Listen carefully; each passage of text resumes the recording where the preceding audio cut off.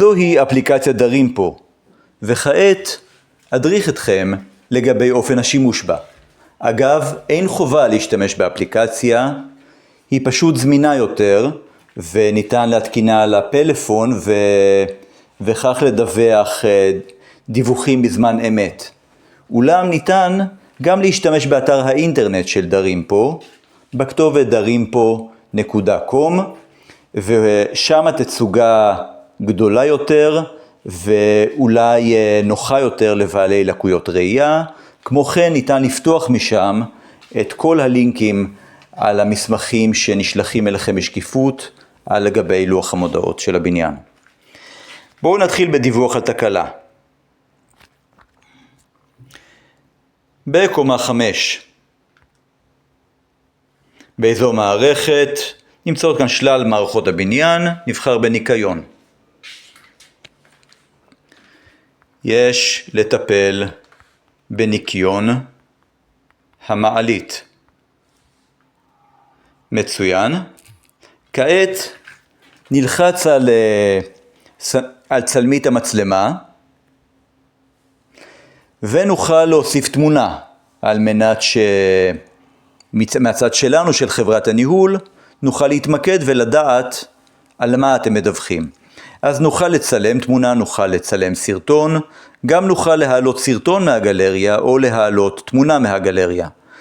עכשיו, אם אנחנו מעלים סרטון מהגלריה, צריך שהוא יהיה קצרצר, לא באיכות HD, אחרת לצערי יש מגבלות של העלאת קבצים לכאן. נבחר בתמונה מהגלריה. מגבלה היא למיטב זיכרוני כ7 תמונות.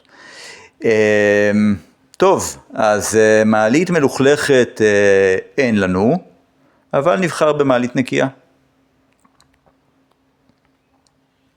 יופי.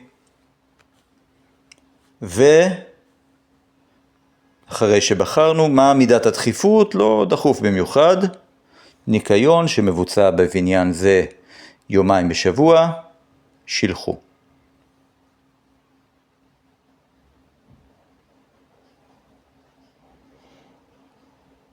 סליחה, 3 ימים בשבוע. בבניין שבו המעלית צולמה זה מבוצע 2 בשבוע. כעת אנחנו נמתין לחברת הניהול על מנת שתגיב על הפנייה ותטפל בה. נוכל גם לעקוב אחר זאת תחת משימות. וניכנס למשימות. כאן אנחנו נראה את הפניות שפתחנו, ואנחנו נוכל לראות מה קרה איתן. נוכל גם לסנן, למיין, לחפש פנייה מסוימת. בואו נפתח. אנחנו רואים שעדיין לא קרה כלום. נפתח שוב. והנה, טופל, הלכלוך נוקה. מצוין, כל הכבוד, 5 כוכבים.